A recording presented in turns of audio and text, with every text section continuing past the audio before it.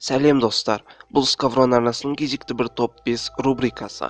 Қазірдің өзінде бізде жылдам көлік, өте жақсы медицина бар. Біз бір-бірімізді планшет немесе басқа құрылғылар арқылы көре аламыз. Сол құрылғылардан Full HD видеолар көре аламыз. Технология 200 жыл бұрынғыдан жүздеген есе дамып кеткен. Дәл сол сияқты 200 жылдан соң қазіргі технологиядан да жүздеген есе дамып кеткен нәрселер шығатын шығар. Қалай ойлайсыз? Сонымен бүгін Skavron арнасы алдағы уақыттарда, яғни болашақта бізге үйреншікті болып кетуі мүмкін технологиялар туралы кішігірім мағлұмат келтіретін болады.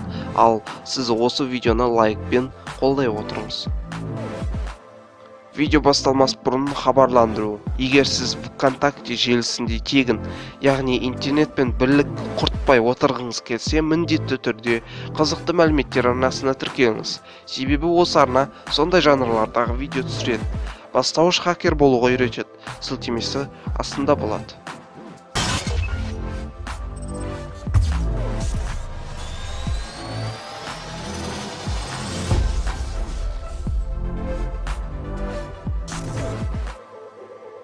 Жапон компаниясы Cerevo жақында ғана Taklaim деп аталатын виртуалды кеңістікке арналған бәтеңкесін демонстрациялады. Аяқ киім екіремен және арнайы датчиктермен оралған. Дәл осы арнайы датчиктер арқылы қолданушы қандай кеңістікке кетіп бара жатқан, суда ма, құмда ма, шөп үстінде ме анықтай алады. Және үлкен биіктіктен құлаған кезде де аяқ киімдер кәдімгі шын өмірдегідей әсер береді. Құрылғы компьютерге Wi-Fi немесе Bluetooth арқылы жалғанады. Және сіз Cerevoның арнайы қосымшасы арқылы өзіңізге ыңғайлы кеңістік жасап алуға мүмкіндігіңіз бар. Facebook компаниясының директоры Марк Цукерберг жаңашылдықты ұнататын адам. Осы мінез арқасында ол жақында ғана өзінің үйіне жасанды сана орнатты. Жасанды санаға темір адам, яғни Железный человек фильмдегі система Джарвистің есімін берген. Дәл қазіргі уақытта бұл жасанды сана дауыс есту арқылы жарықтандыруды дұрыстау, тост пісіру, үй жылуын қалпына келтіру, үй иесінің сұранысындағы музыканы қоса алады. Болашақта осындай жасанды сана Қазақстандағы бүкіл адам үйінде болады деп үміттенеміз.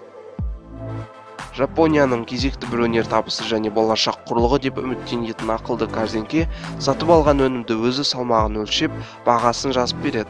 2017 жылы ойлап табылған бұл құрылғы 2018 жылға қарай демонстрацияланып қолданымға шығатын болады. Бұл өнертабыс авторы Panasonic компаниясы екенін айта кеткеніміз жөн. Топтың кезегін ауруға қарсы тұруға көмектесетін және адамдардың орташа жасын үлкейтуге көп мүмкіндік тигізер нанороботтарға келді. Нанороботтар адам ағзасына миллиондап кіріп, адам ағзасында патруль жасап жүреді. Мысалы, адам ағзасындағы зиян вирустарды шығарады, оларды өлтіреді. Қазірдің өзінде ғалымдар нанороботтардың алғашқы түрлерін шығаруға ұмтылуда және келесі 10 жылдықта шығып қалуы мүмкін. Ең алғашқы нанороботтар адам ағзасына керекті дәрі-дәрмектерді жеткізетін болады.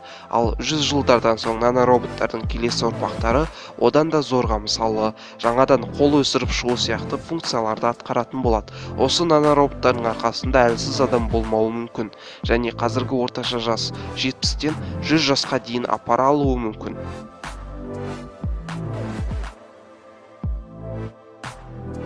Визуализатор ми нейрондарына қосылу арқылы жұмыс істейтін құрылғы. Оны киіп алып сіз қандай да бір бейне ойласаңыз, ол монитор бетіне шығып көрсетеді. Бүгінгі күннің өзінде визуализатордың алғашқы нұсқалары шығып жатыр. Ал егер дами беретін болса, онда кино өндірісте тіпті бүкіл телевидениедегі революция болуы мүмкін. Өйткені сіз визуализатор арқылы ойыңыздағы сюжетті монитор бетіне шығара аласыз. Кино жасағыңыз келсе, оны да істей аласыз. Визуализатор шықса, видеоблогерлер де оны қолданатын шығар. Ал ол кезде ең атақты видеоблогер монтажы сапалысында емес, фантазиясы мықтысында болатын шығар.